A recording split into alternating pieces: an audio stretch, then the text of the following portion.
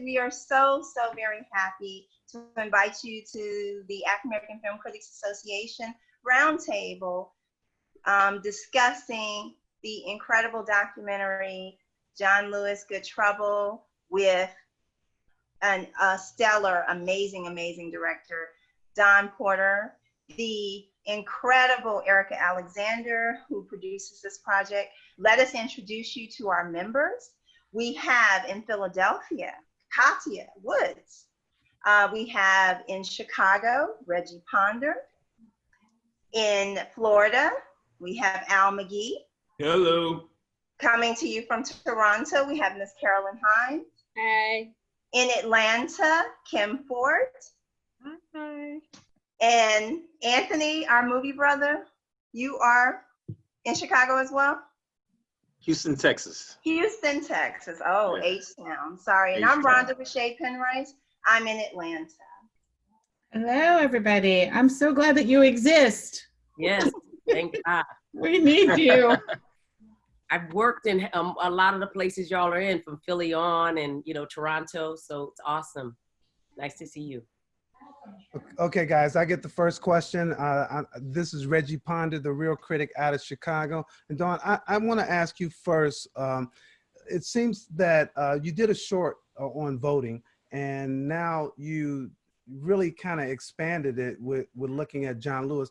Can you talk a little bit about your interest in voting and how John Lewis for you played into that? And then I have a question for Eric. Yeah, absolutely. And hang on one second. Sorry about this.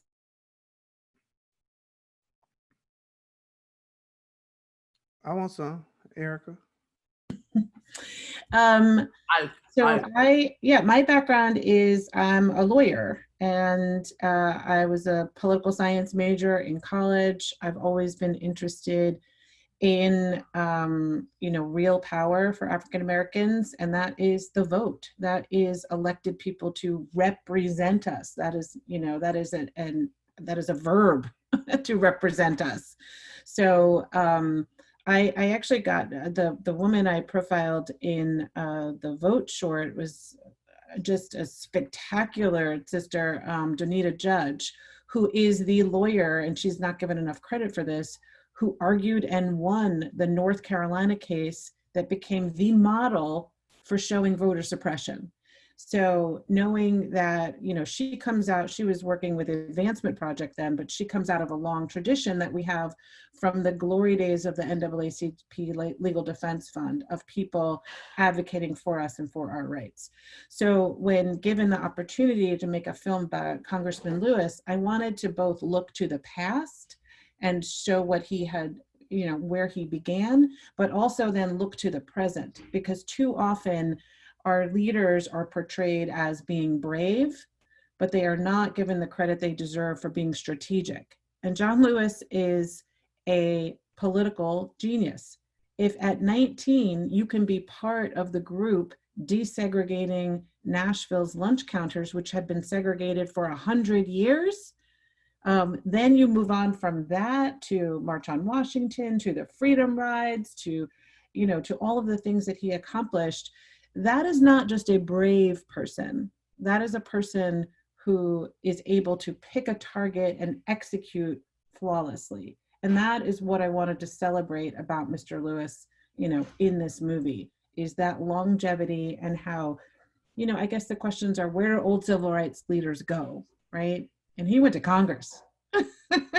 So yes, I am obsessed with voting and about how it has been, it is starting to be covered more, but it's very difficult to show people how the vote is suppressed today. When John Lewis was protesting, it was how many bubbles are on a bar of soap, things that were more obvious. Today it's, well, bring your driver's license, when we know from, that many people of color do not have driver's licenses. And so it was excluding older people, very young people. So yes, I am obsessed with voting. I'm still obsessed. Well, thank you. I know you're obsessed with voting, and Erica, I know you're obsessed with Black Power.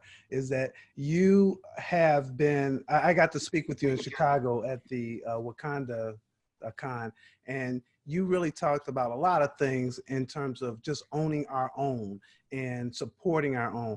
Can you talk about why this? I know the answer to this already, but can you talk about why this project was important to you and how it really fits into your philosophy in Hollywood?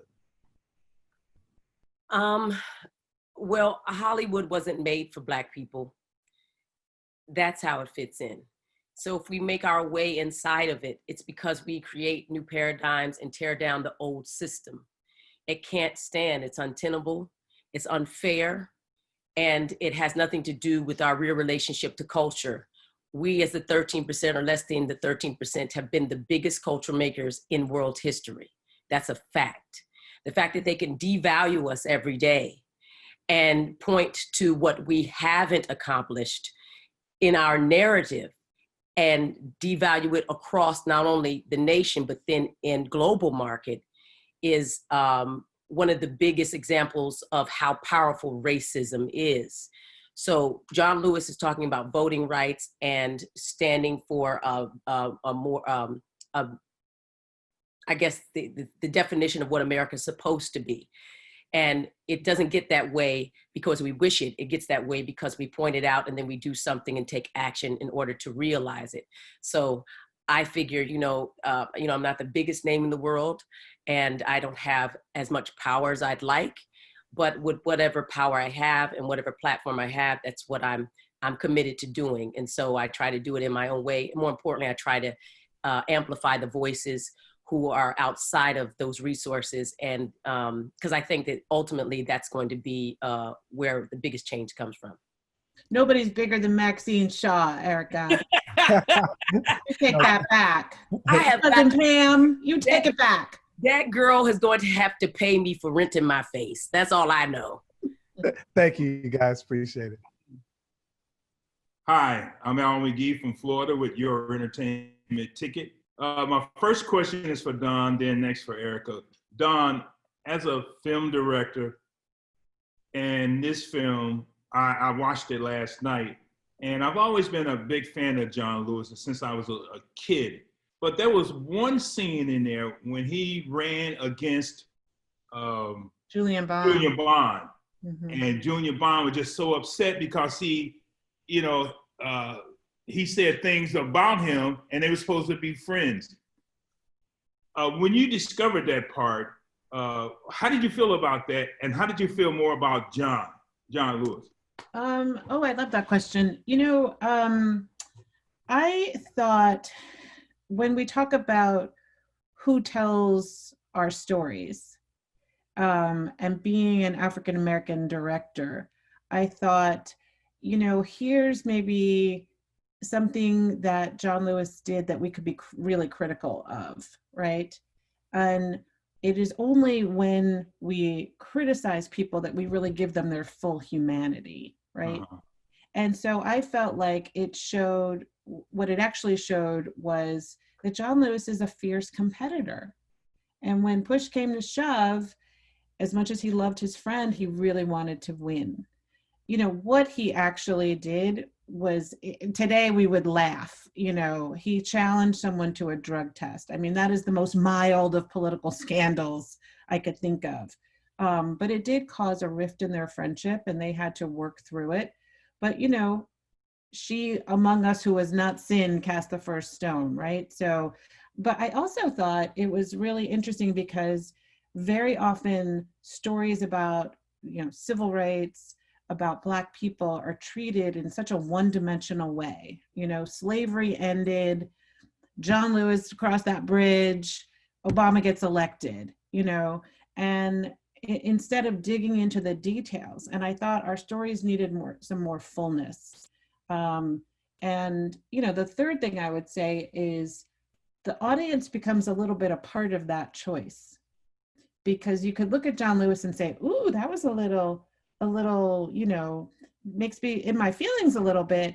And yet we all love that John Lewis and we love that he is in Congress. So would we have made a different decision if we're trying to win, and what do we think of some? So I hope that it made him a little bit more complicated for people, and we saw, but I also still think there was nothing that diminished him in my eyes by showing something that maybe was a choice that you could say, oh, that surprised me. And instead of making him a statue, Right. I wanted to make him a person.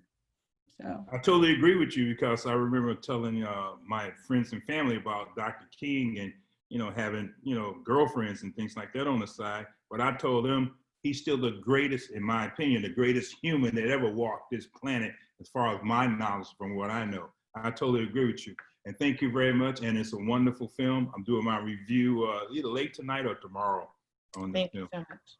And Erika, oh my goodness, I am so glad to see you on my video screen. And, I really know you as an actress, but now you are a producer. And you mentioned earlier how Hollywood is really not made for Black people. And you talked about the power and things like that. Now being a producer, will that get you a step closer to get to that power or become of the power base? Because I noticed that the producers are really the ones who really ran Hollywood, or really still run Hollywood. Yeah, there you go. Mr. McGee, I hope so. I mean, you know what? I think that I've been in this game, in Hollywood specifically. I've had my SAG card for 37 years. Whoa. It's all I've ever done. Thank you. It's all I've ever done as a professional. I was discovered when I was 14 in Freedom Theater, in a basement theater called Freedom. And Johnny Allen Jr. and Johnny Hobbs, those people are responsible for having trained me in less than 5 weeks to suddenly meet the challenge of a big cattle call audition and then get the lead role out of nowhere. I have to say that part of my training as an actress has been just to pay attention.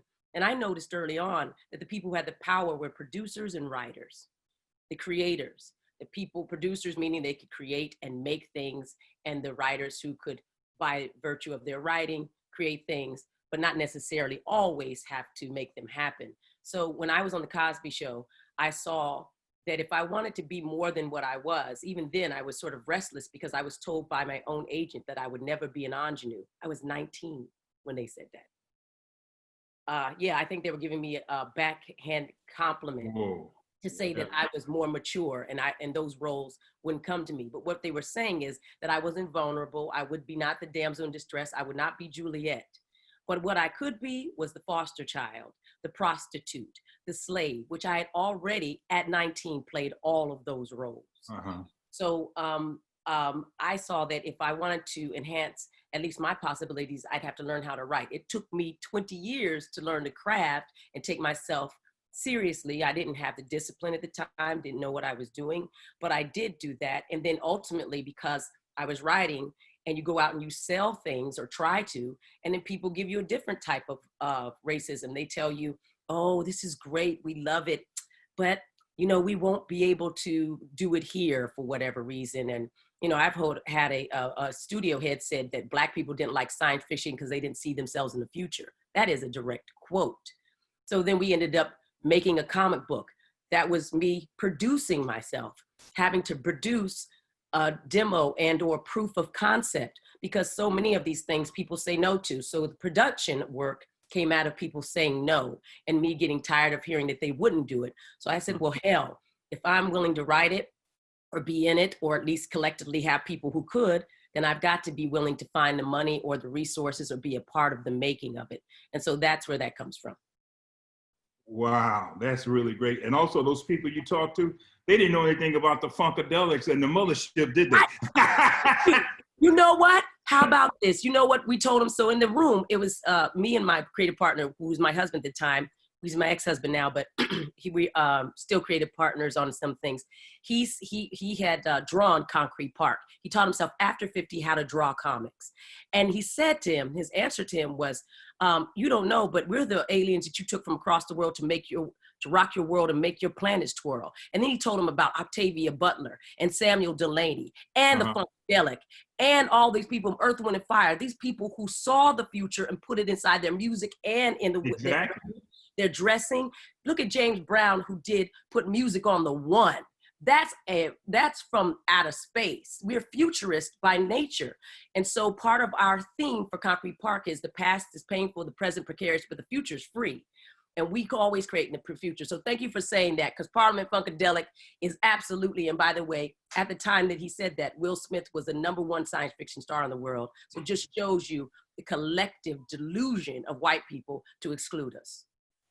Well, thank you very much. And you two Thank ladies, please stay strong, because I love you and I need you, and keep going. We do, we need you too. Thank you so much. Hi, my name is Carolyn. I'm in Toronto, and I'm so glad actually that you ended up talking about the concrete part, because I wanted to ask both of you about how film is changing slowly. Like Black people for sure have always been interested in sci-fi. You mentioned Octavia Butler and Parliament Funkadelic, but then you have like Nichelle Nichols, and who was one of the first Black women in a major sci-fi production. And now the way how there seems to be a civil rights movement in entertainment, and the way, and I say that because like more Black people are being more vocal about how they have been treated in the entertainment industry, whether they're writers, whether they're press and journalists, or screenwriters or directors and producers. Like they're feeling more empowered to be more vocal. And it's funny because the film is also about John Lewis, who's a massive civil rights figurehead himself. And for both of you, as Black women and as creatives in the film industry, what is this moment like for you, and what do you hope to see going forward? Because it seems like Black people have never stopped being in the civil rights movement.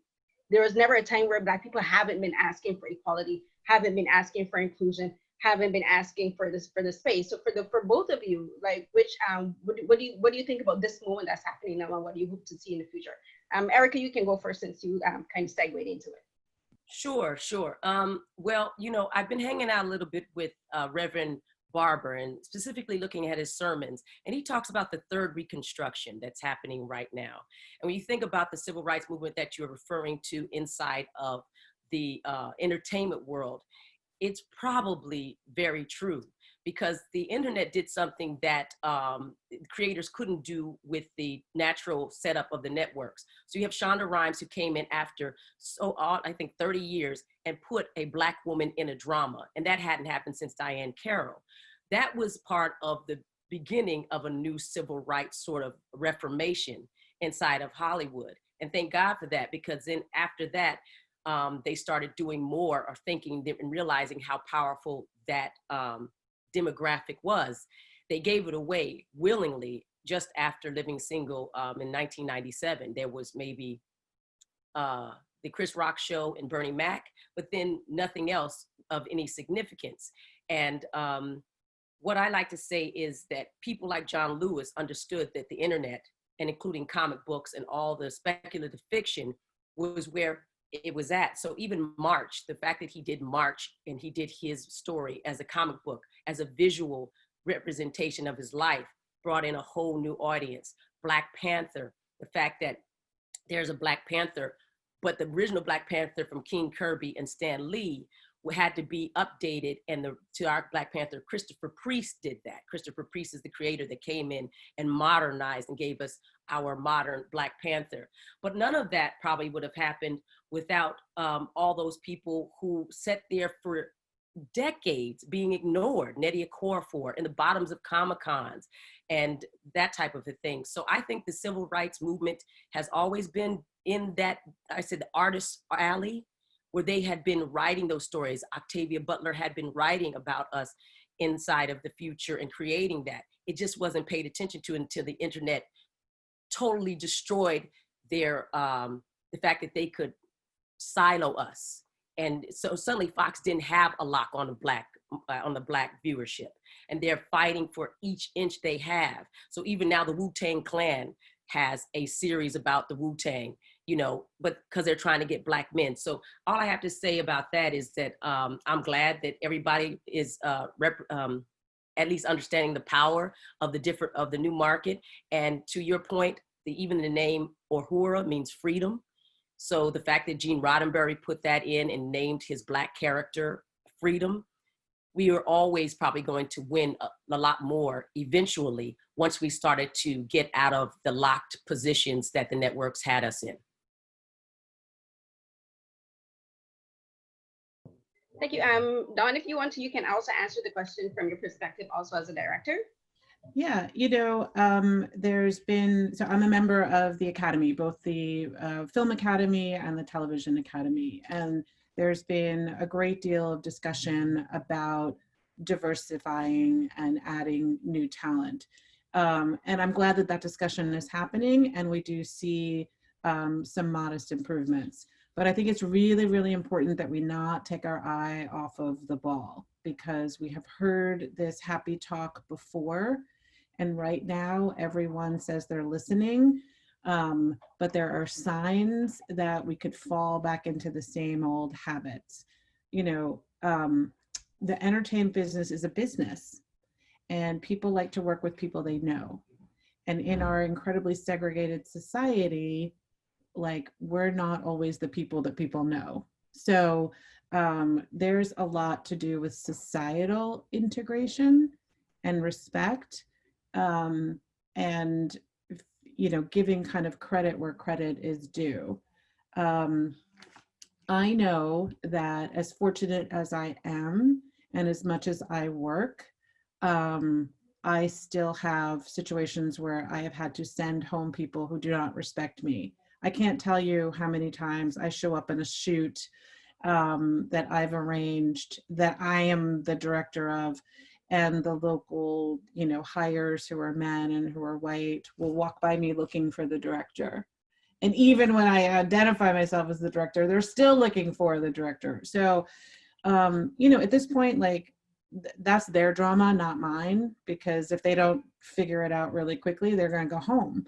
But I do think the conversation is important. The conversation is happening. We are seeing more representation. We are not seeing enough.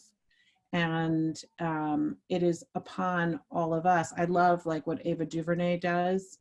She puts her action where her heart is. She hires women. She hires people of color. She calls people out. So, to bring it back to John Lewis, when you see something that's not right or not fair or not just, you need to say something. And I think a lot more people need to be saying what they're seeing. How did Harvey Weinstein get away with abusing those women for 2 decades, right? We are seeing people who are, like, really, really racist in the halls of power. And those of us with any modicum of power need to call that out, which is why also I'm so incredibly grateful to you all for being here. I'm not asking you to like my movie because I'm Black. I'd like to know what you see in the movie and what speaks to you, because we need to have a multiplicity of voices. In reading some of the reviews that come out, people will say, there was nothing new in the movie. And I'm like, really? Because that footage was never seen by anybody else. John Lewis told you he didn't see any new footage. So what do you mean new? There, people looking for a scandal, looking for something that isn't there. When I ask him, like, well, why did he do this? I'm like, he told you why he became an activist. He hated discrimination. It's just that simple. And we don't have the luxury of choosing to ignore it. And so that very comment to me is in itself racially insensitive. If you are a white person, you can choose whether or not you're going to tolerate discrimination. If you are a Black person, that is not our choice, right? So, I just want to bring it back to, I do appreciate having your eyes, and hearing what you think. No, I appreciate everything you did, because the thing about the film and with someone like John Lewis is I think he's an inspiration for anyone in any industry, because he's never stopped advocating. He's never stopped being an activist. He's never stopped being a civil rights leader. Like, once he started and once he made that decision, he kept doing it. And it didn't matter how, like, he used his position, every platform and every position he got, he used it to benefit of Black people. And I think that, as you were saying, that you hope that what's happening in the industry now doesn't stop, because it's something that has started and stop. And what we have to do is use him as an inspiration and keep speaking up and not let this moment pass and not be satisfied with the little crumbs that they may give us as to placate us. And that is, that is the secret to it, John Lewis, is when he was, 17 and wrote to Dr. King to ask to desegregate a university. When he was 19 and he sat in at lunch counters and integrated Nashville. When he was 23 and spoke at the Mercantile on Washington, he was just putting one foot in front of the other. He wasn't trying to make a whole movement. The fact that it became part of a movement is how we look at it today. But what he was doing was what he thought was right. And really, that's what he did. He was one foot in front of the other, but he didn't stop, and he hasn't stopped. So that is definitely what I'm trying to say with this film. Okay. Thank you so much. Thank you. Hi, I'm Kim Ford in Atlanta. My question is for both you, Don and Erika. First of all, amazing job on Good Trouble. We can never have this story told too many times, so who cares what others says? They've seen it before. Actually, they haven't. And they've had the privilege of telling their stories a million times and keep winning awards, so who cares what they think? But my question is, given what's going on in today's climate and the Black Lives Matter movement, what's your stance on how that has sparked a call for change and regarding diversity and equity more so in Hollywood, in front of and behind the camera? Because we've seen the letter that went out with so many amazing names, Viola Davis, Issa, so many demanding that these changes are made. So what's your take that some things you'd like to see change in front of and behind the change, behind the camera? Well, I mean, I'll start a bit, and one thing I want to focus on is it is easy to believe that we have not progressed, and yet when you are able to say Issa Rae, Ava DuVernay, Viola Davis, Kerry Washington, Samuel Jackson, so Will Smith, right? That's a lot more power than we've ever had. So what I want to continue to see is those folks speaking up, which they are doing. But I think what is very interesting about this time is I do think I see a little cracks in the armor. I see people for the first time, white people saying, really questioning what their part is in maintaining the status quo. And so I think what I would really like to see is people, without being defensive, saying, who's on my team? Who do I hire? Who do I promote? So I'm looking to that. I certainly have been getting a lot of calls about doing things, which I think is helpful and hopeful. I think the next step for Black creators is something Erika speaks to a lot, which is assuring that we own our content, and so that we can exploit it and not be exploited. So I'm looking not for people to post Black Lives Matter on their corporate websites. I'm looking for them to hire people in meaningful jobs. Love it. Erika, I would love your take on that as well. I was writing down some names because she's right about there's John Ridley, there's people like Jordan Peele now and Ryan Coogler and those types, and obviously the people in speculative fiction like Nnedi Okorafor and Sean Martinborough. These people are very powerful within themselves. I think, and have been frustrated with the amount of money and resources given to not only them that are maybe established now, but outside of that. The new voices and the bias that's within the industry, and that goes racism, gender, ageism, and also geography is unacceptable. We have got to look at how much they put in with entrepreneurs. They give less than 2% of all these trillions of dollars to Black businesses. That is, you can't even almost say it without saying that's the most disgusting thing you ever heard. If in 2050 we're supposed to be more than as minorities, they'll be the minority in their country. That means they're not even investing in their own future. Mm-hmm. And it is a global market as well, where they are not the majority. And so we have got to, when people say, oh, why, we can have our own all we want, but we're also going after the same pieces of the pie.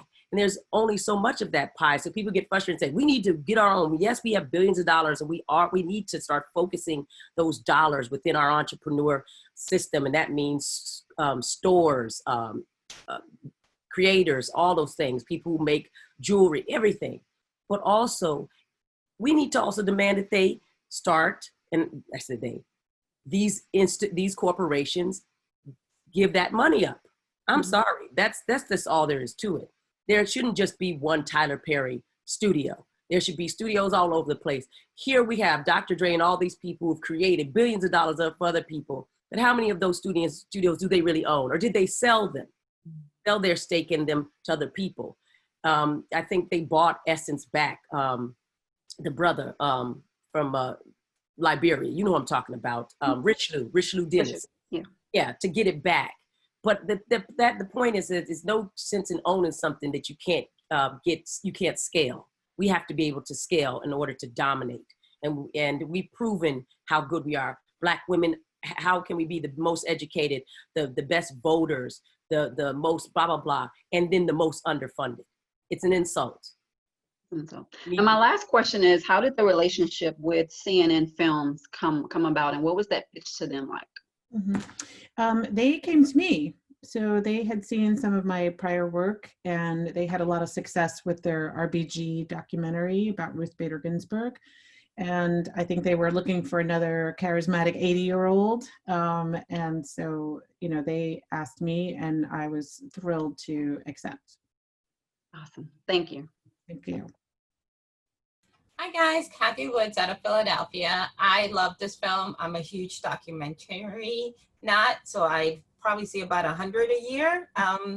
So what I loved about this film is exactly what you two ladies talked about, is to humanize him a little bit. I think too often we look at people like John Lewis, and I believe, Dawn, you said it, we turn him into a statue. I love the fact that you put his personal life in a little bit in there. I think a lot of people don't know that he was married. Like, he literally, they think he was, like you said, he marched, he was part of the Civil Rights Movement, marched for Dr. King, ran for Congress, and this man, is all he ever did was give to others. But I have to say, my favorite part was his staff talking about his sense of humor and him dancing. For me, that kind of put the cap on it, is that he is more than just this icon, that he's very much in touch, and that he had a lot of younger people working in his office. So my question to you, was that something that when you set out to make the film, was that something that you were like, I really want to show John Lewis the man, not just the icon? That definitely was in my mind, but really what happened is it's what I saw. So, because the congressman was so, kind of generous with what he allowed me to see, I could show it to everyone else. I think the hardest things for him to talk about were his wife's passing. I think they were extremely close. So you'll have him describing that she loved art, and, we have that kind of interview. But it was very hard for him to talk about that. He did love to show me his art. I mean, he is a big art fan, and he loves music. And I think it's also, when we talk about what's important to show people today, it's that you can both be a protester in the streets and you can dance at home, like, you don't have to be one thing, and nobody is that intense and protesting all of the time. I mean, I think part of Mr. Lewis's, love of culture is that's what centers and grounds him, in addition to his faith. I think it's first faith and then family, but then also the calm that he's created around himself with beauty. But he knew those artists. I think he has the largest collection of Jacob Lawrence original paintings probably in the United States.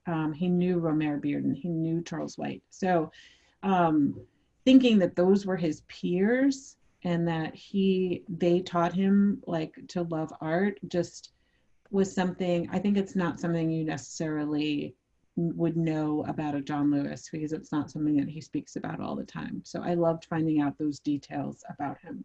But I will also tell you, he is quite a gentleman, and he goes to Costco because every time we would go to his house to film, he would say, I have muffins and, you know, drinks and things. And I would say, Mr. Lewis, please do not go to Costco for me. But he's just a real, he's a very, very kind person. So it was a joy to be with him. That comes across in the film. It was, you can know that a lot of love, and he's surrounded by love. Thank you. Yes, thank you so much. Hi there, Ant here, the Movie Brutha. I have not had an opportunity to screen the documentary yet, but like Katya, I'm a huge fan of documentaries, probably my favorite genre. So I'm very excited about everything that I'm hearing. In particular, you know, sounds like how you guys humanized Congressman Lewis, because I mean, I'll speak for myself personally, you know, growing up and, you know, hearing about these, you know, different civil rights figures, they were portrayed almost like superheroes, and, you know, it creates such a big separation of like, I could never, right, do these things. But my question to, and either of you can answer this, is prior to the documentary versus going into it, what was the most profound or interesting, or I don't know, maybe surprising thing that you learned about Congressman Lewis that you didn't know?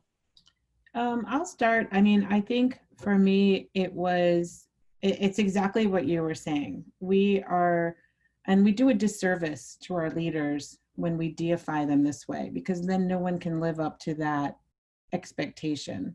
And knowing, to me, it's more powerful knowing that he is a person with, you know, flaws and doubts, just the way anybody is. But I think the thing that was most striking is he's very quiet at home and very calm and very peaceful person. He's not a person who gets, you know, kind of messy and is looking for his moment in the sun. He would be really content, actually. I think he would be more content to stay home. But he is driven by, he knows kind of the power that his speeches have. So, you know, I think also what struck me was we have a scene where we take him back to his hometown of Troy. And he's, you know, he always mentions that his family still owns that land. And, you know, there is, you know, for so many Black people, I grew up in New York City, so we didn't have our land, you know. And I think for John Lewis, he knows where he comes from. And I think that helped ground him and fortify him when he was out doing these dangerous things. So I would say, you know, sometimes you don't want to meet your heroes because it kind of disappoint you. But with him, he exceeded my expectations in that he is just as you see him in public as in private, except that he's really, really funny. He's so funny. He loves, like, you know, teasing people in a kind way. Last thing I'll say is, all during the making of the film, we filmed for about a year, and all during that time, you know, something would happen with the current president, and I would say, oh, Mr. Lewis, I'm so upset about this or that or the next thing. And he would say, yes, yes. And then he would say, that's why we're doing this. And he would kind of steer the conversation to something productive. And, you know, the takeaway for me as a younger person is, don't focus on what the chaos is. Stay in your lane. Focus on what you want to achieve. And so my husband started calling him my life coach. And in a way he is, because he's just not doing that for show, you know. He's like, this is how he lives his life. So I hope you see the more private side of him, but understand that he's both things. He's that fierce public presence and also the quiet, loving brother and boss. So. That's awesome. So you guys, you're the next documentary that I'm screening. I'll be sure to tag you in my review. And yeah, thank you. Thank you. Yeah, and I hope you enjoy. We have quite a bit of him campaigning in Houston for Colin Allred and for Lizzie Fletcher. So we followed him around to Black churches during that time, and we almost could not keep up with him. So hopefully you'll see some places that look familiar when you screen. Yes, thank you. Thank you. Hi. Hi, it's Ronda. You first came on my radar, Don, with Spies of Mississippi. I went to Ole Miss for grad school. And so in looking back at doing that documentary to now and seeing the changes, how do you mark your progress as a director and documentarian and correlate it to what's happening right now? Oh, that is a good question. It's funny. I actually started Spies of Mississippi was the first film I ever started, but I couldn't get funding for it. So that's changed.